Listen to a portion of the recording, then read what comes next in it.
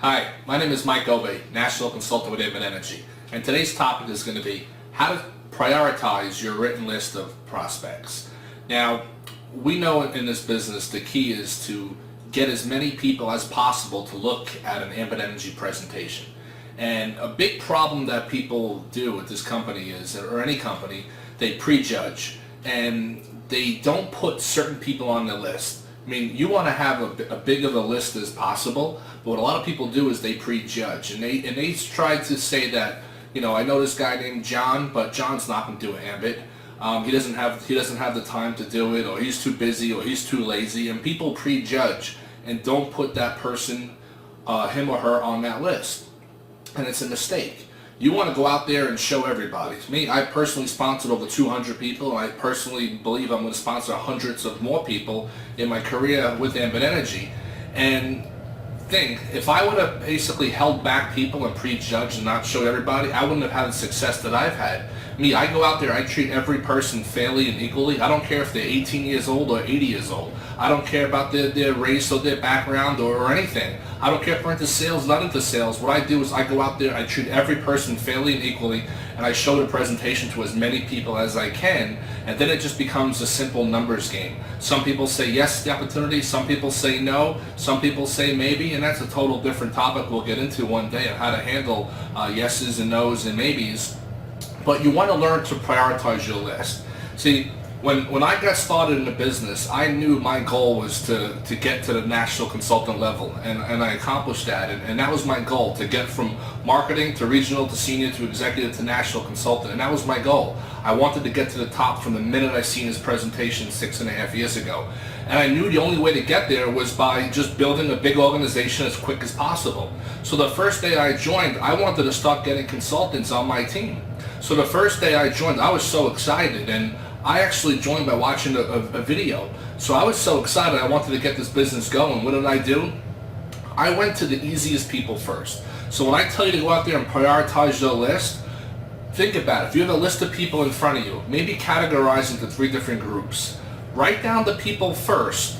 People that you have a great relationship with. Somebody that will give you, let's say, an hour of your time, no matter how you ask for it. They'll give you an hour of your time no matter what. These are your closest friends, maybe your family members, people you've done favors for, people that maybe you have credibility with, the people that look up to you, you know, maybe business-wise, financial-wise. See, you always want to do things that give you the greatest chance, the greatest percentage of people saying yes to initial appointment, to sit down with you and give an hour of your time. Even though you might not need an hour of your time, but these are people that will give you an hour of your time. They're first on your list. That's who I would target first. You're not going after the very difficult multi-millionaire business guy who you don't know that well. You might want to contact him down the line once you get some experience, some more confidence, and you're learning what you're doing. Then you contact that person, and you know what? Now that person joins, rather than being in your MC or your RC code, that person joins in your SC or your EC or your national code when they work 3, 4, 5 times, if not more, the amount of money with that person.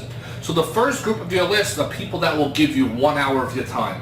These are people you have a great relationship with, great credibility with, they look up to you, and they're probably all going to say yes when you invite them to look at a 20, 30-minute presentation. So they are first, and that's what I did. The first day I joined, I got in my car, I drove to one of my buddy's houses, and I seen his car was there. I parked my car, knocked on his door, and he answered, said, "How you doing?"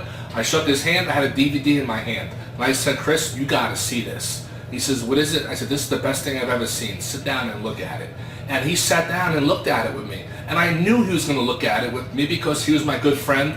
You know, business-wise, I had more credibility than him. I had more success than him. And he says, "Mike, if you're doing this thing looks great, I wanna do it." So right away, I got my first consultant in the first hour or 2 that I joined the business. So that's your first group of people. People that are going to give you the highest percentage of them actually saying yes to an appointment. That's number 1.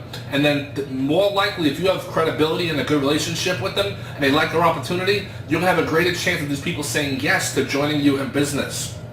Second group, people that will give you 30 minutes of your time. Okay, you don't know them well, but not as good as the first group. You have credibility with them, but maybe on an even level. Maybe you guys both make the same amount of money. Maybe business-wise, you're on the same level. Your friendship is great, but not best friends. These are your second group. You go to these people after you went to all the people in your first group. The first group, most of them are going to say yes to an appointment, so go to the easier people first. Once you go through all the people in the first group, then you go to people in the second group. It's a little bit more difficult to get an appointment. And once you get their appointments, you show the presentation.